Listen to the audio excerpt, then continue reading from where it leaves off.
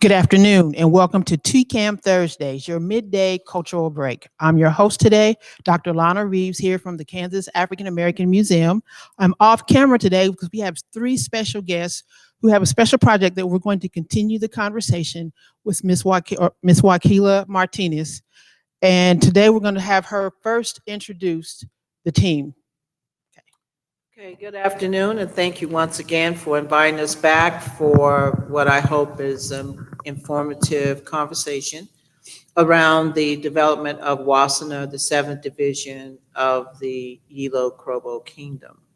And as I indicated last week, we were in the first phase of our diplomatic venture to be accepted and to be proclaimed as an actual division, and getting all the other benefits to that come with being pronounced a division. And so I thought today that I would bring other team members, but more importantly, the team that will be going in, part of the team that will be going in to actually begin to construct this particular model, along with a team from the Yilo King's kingdom, as well as the Ghana government. And so today with me is the past presiding elder, Terrell Florence from the Council of Elders here in Wichita, as well as Dr. Michelle Van, who is now an associate elder, recently brought into the Council of Elders in our last installment. She and her husband are now associate elders, and so they will be part of that team that go in to do the hard work. Okay, so now you explained to us that we're going to talk about the next phase. Remind us again how we got to this phase, that you were adopted into the Yilo Kingdom as the 7th Division. Tell us a little bit more of that background. Okay, it was a visit, of course, in 2019 of the Manya Queen Mother and Francis Tete, who is actually a Yilo-Krobo. And it was at that time of their visit and that my presiding elder made the request that the Council of Elders be considered a division of the Manya. And they went back and talked about it, and during a national conference of all paramount chiefs, 17 other divisions or kingdoms, came together for their first conference, and this request was made of all of them. Mm-hmm. And from that came a resounding yes, and they would go back to their kingdoms and ask their king who would take this on and begin to create this opportunity for us. And the Yilo-Krobo, of course, being very progressive, said that they would do that. And so on our trip in, it was very important that we presence ourselves so that their chiefs, their other divisions, their other queen mothers of those divisions sat in conference and watched us as we were there and seeing what we were going to do and being in conversation with us, that they went into conference during our Durbar and came back with the announcement that the old lady had spoken and that the old lady said, yes, we get to be a division. So as I explained that in their tradition, ancestral elders are like totally the word. And so when they say the old lady, it really is about a conversation that all those chiefs had, because in the earlier days before these kingdoms came about, it was the elders that sat and made decisions on war, marriage, property ownership, and all of that. So now today, when they pronounce something that they've been in conference of, they say, the old lady has spoken. She says that you should be a division. Okay. So now how does your team fit into this diplomatic process? So now it's about creating the model because it is a historic moment in all of Africa. The people there are hoping that we will create a model that would be used throughout Africa to bring us home, to bring any African who has been raised and lived outside of the African continent to be able to safely, with ease and comfort, to move home in any of these countries and really establish themselves and contribute what we've learned while we have built this country out. So now we're going to go back and get serious, where we get to learn what it means to be a division. In other words, the traditions of how they should operate, how we will pick our chief, how we will pick our queen mother, our linguist. All of those roles have to be put in place, and we get to say how we will do it in coordination with how it has traditionally been done.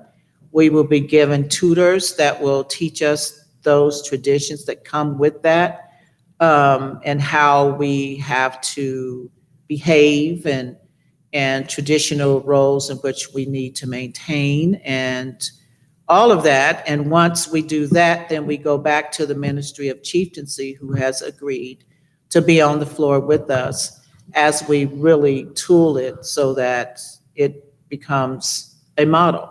So we're going back to create something that doesn't exist according to the traditions of their kingdom and of the country itself, so that we can then sign an MOU that says that we're willing to play in this opportunity. And that by November, my hope is that we attend their annual festival and we bring others into this to look at purchasing land, building out businesses and whatever on the 500 acres that have been given to us. So I want to make the distinction that Wassenaar is the name of the division. We have been given 500 acres as a gift to build out the community of those who will be returning, so that it's an easier way to actually return. So now, does the community have a name too, or is Wassenaar is only the name of the division?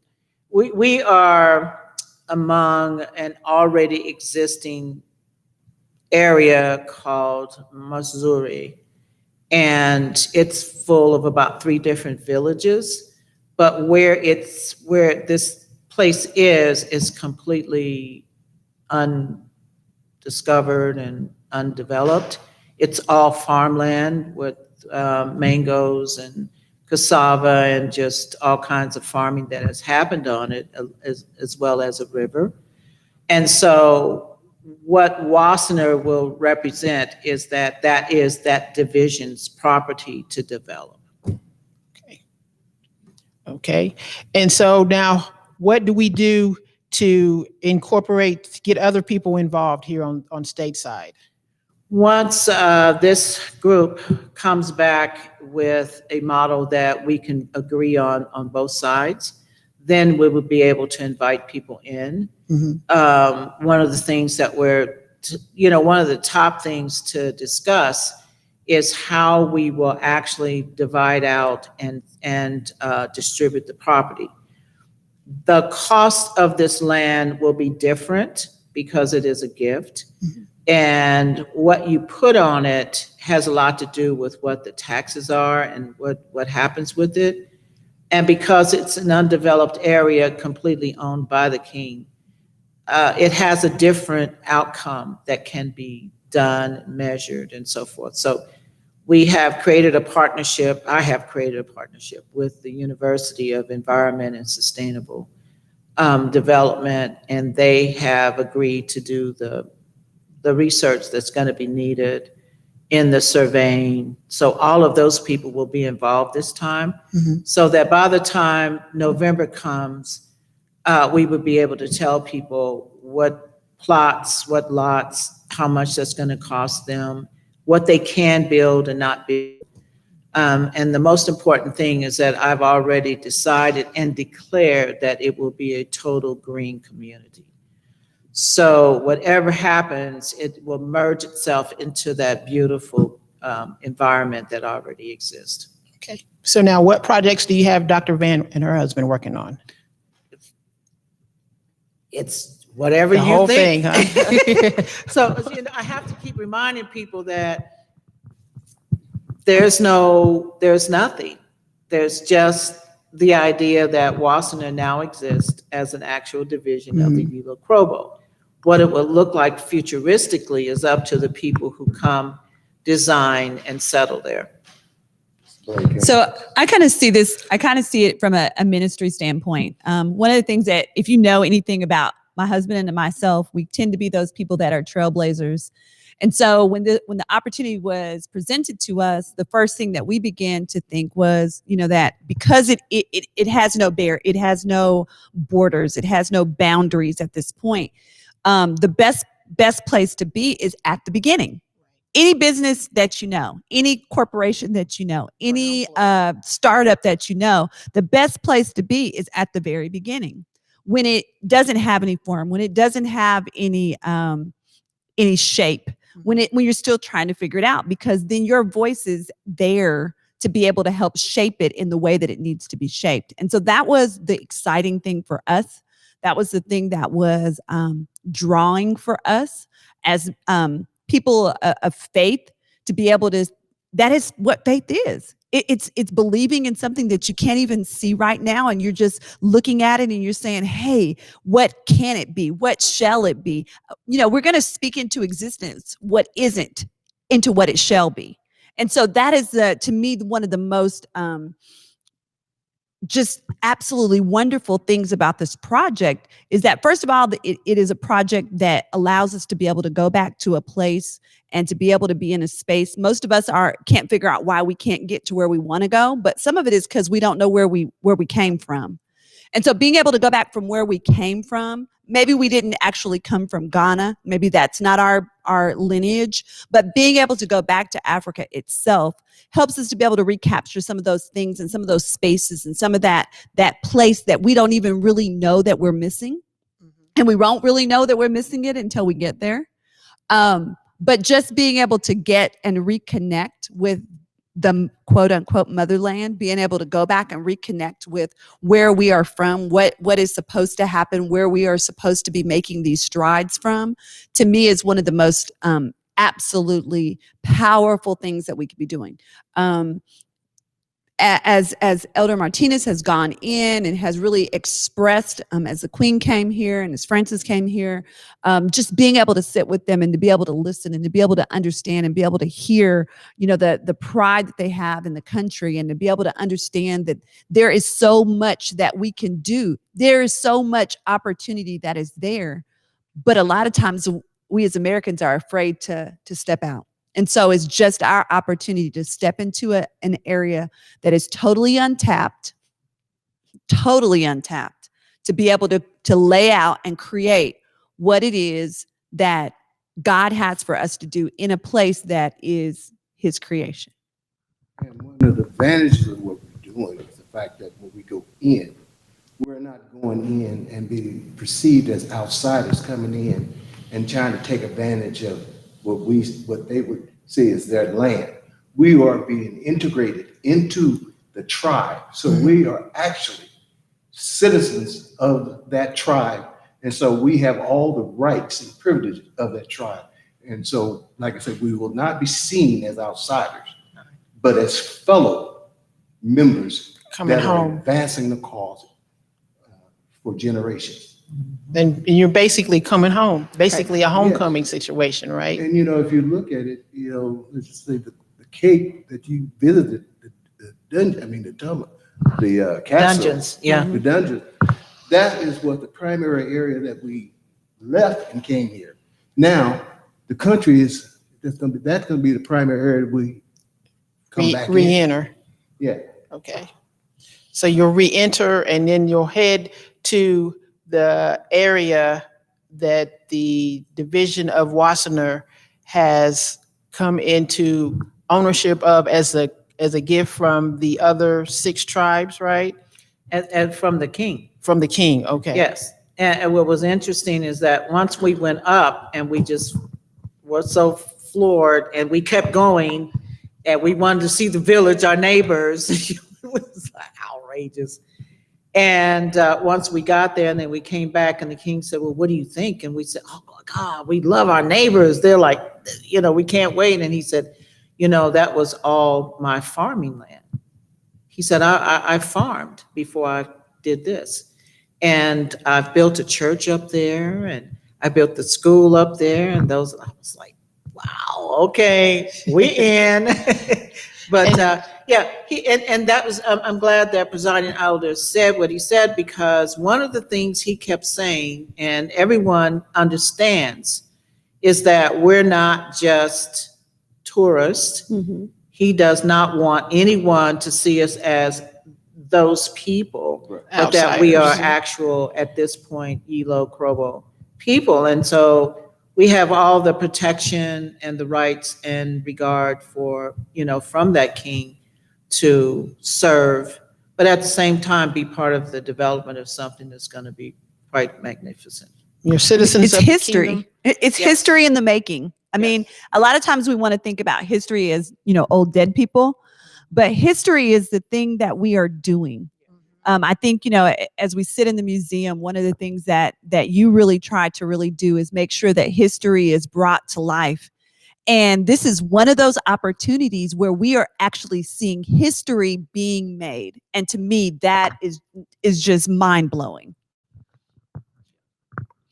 You're One of the, providing a place to come back home to and be a citizen of the kingdom versus being, like you said, a tourist. Yeah, I had a great phone call from Queen Mother Blakely from the UN Women Affairs, who said, like, we've been trying to do this, sister.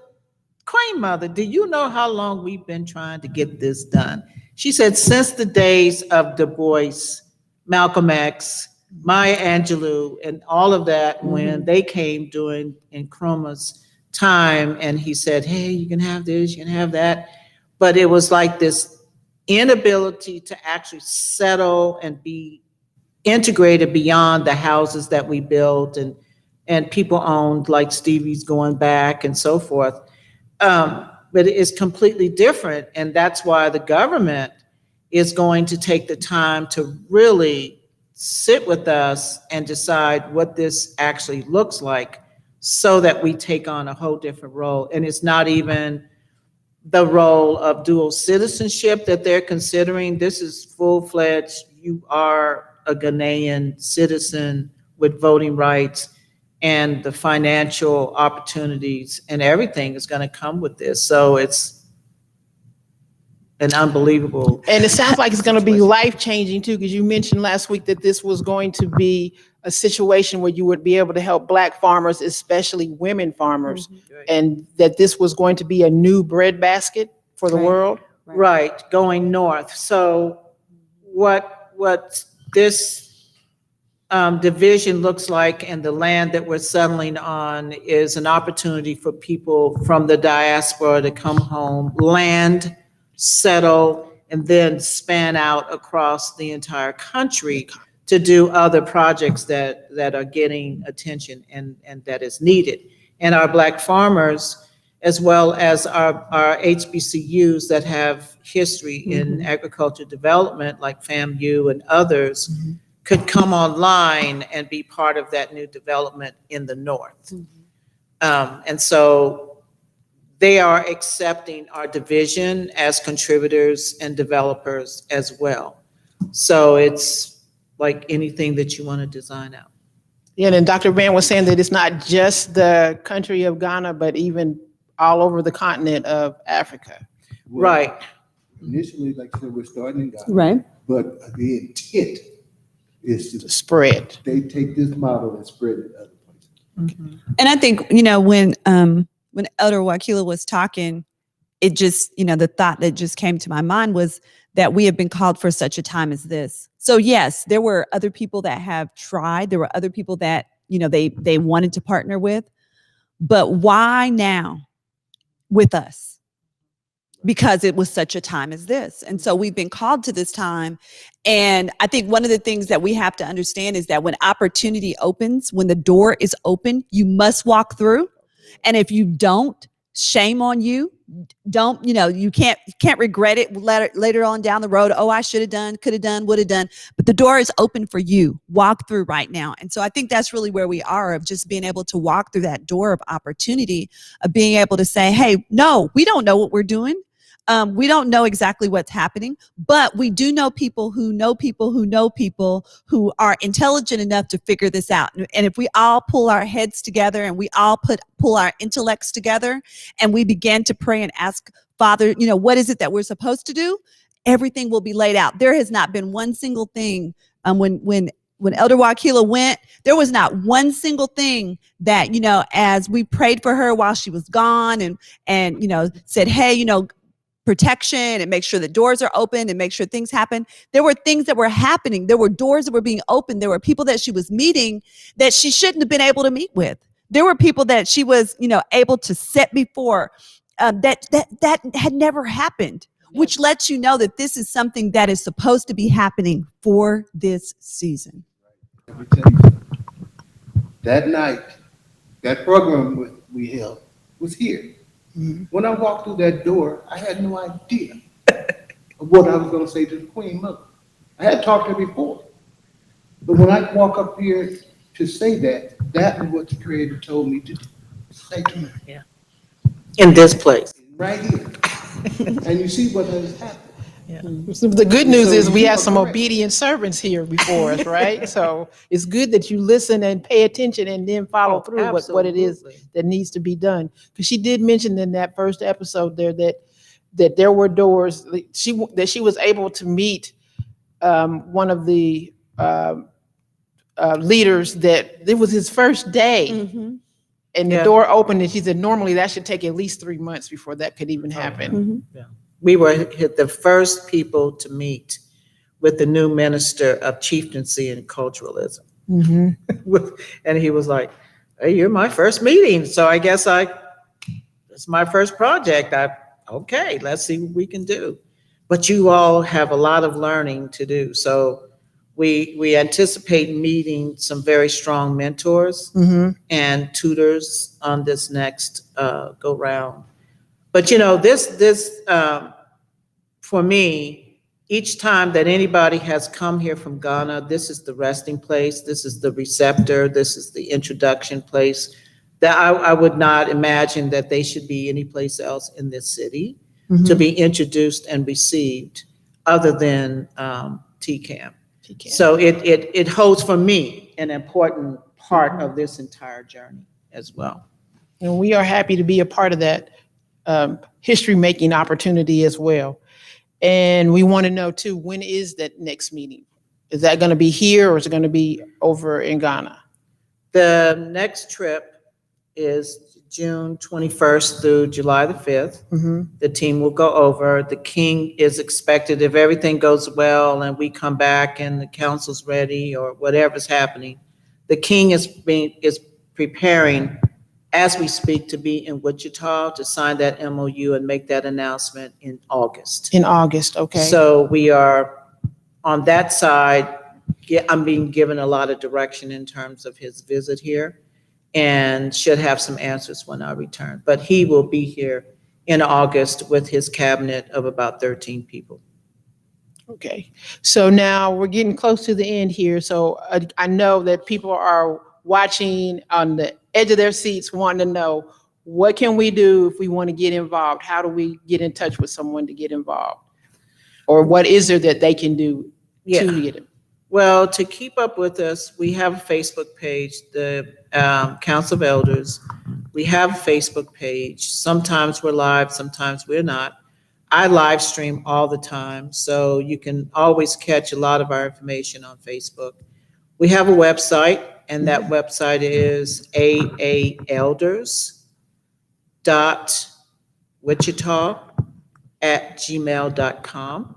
Mhm. And for right now, until Wassenaar has its own number and contact information, you can reach out to me at my phone number, 316-308-4185, Okay. so that there is an ongoing conversation and so forth. The build-out team is still kind of building itself. We meet every Wednesday at 5. Pretty much are looking at about 8 people that are going in at this point. The one-on-one construction of this will happen with the base team that's preparing to go in now. Okay. So we can get you at your phone number or Yeah. at the Facebook pages. The Council of Elders, Dr. Moss, she handles that, and she usually pulls everything over from our other entities on their Facebook. Mhm. And Okay. but pretty much following us. I was able to live stream the most important thing, and that was the Durbar, the entire event, so that people get a sense of what that is. We'll be coming on a little bit more regular with some summaries as we go along, and especially with the Conference of Mayors coming at the beginning of this. But definitely call me, let me know what your interests are. We are wanting to really build up a strong contingency around agriculture development. And so we're hoping that the Kansas African American Commission and Kenya Cox, who's been working closely with the Black Farmers Association, can be brought into that. And I'm hoping that Donna Pearson, who now is doing all of the Pearson farm work and has created a great dynamic and conversation, will want to join us, so that her mother's dream, Queen Mother Pearson's dream to one day be in Ghana, she will have a plot and a farm and everything. So I'm hoping that agricultural piece will be developed by the Pearson family. Okay, so you all will be going back June 21st through July the 5th, and then they will be coming over here in August, right? Okay, so in the meantime, is there a final comment that you'd like to make, each one of you? We'll start with you. Well, let Wakeelah. presiding elder. Okay, As the Honorable Elijah Muhammad said, there has been a final call. This is the final call. Okay. okay. Dr. Van? I would say for me, April for me is kind of that month of action. And so I see this as just being our time to get busy and get activated. There are so many things that are happening in our world, so many things that are happening in the diaspora. There's so many things that are just happening in our spirits. And so right now, this is the time to get activated and get ready to really get in there and get some action done. I would say that with all the skills and the history that we as Africans in America have, and some used, some unused, this is an opportunity for you to take everything that your ancestors, your great-grandparents, all your people taught you, and go back and plant that seed and help finish developing out what is already in existence as our history. And to be offered this opportunity, and you have no blood ties, but you have a historical tie, for me is a healing. It's once you enter, if anybody's ever done this, once you leave through the door of no return, and I'm going to get emotional, that your people left in, and to be able to go out that door and come back in is the most amazing realization. But more importantly, you have a sense of gratitude that these people suffered so much. They stayed alive long enough to continue the journey to have us here today and be able to come back through that door. So to honor, contribute, to serve our ancestors in a way that they could not in their own land, for me, is the final word. It's time. You can do whatever you want to do. So come on home. Come on with me now. So this is Dr. Lana Reeves on TKAAM Thursdays, your midday cultural break, reminding you that this is the place that it happens. And we are so glad to be a part of that this community, Wichita, Kansas, gets to be a part of the 7th Division, Wassenaar, and that these wonderful people were able to come and sit down today and discuss that with us. Thank you.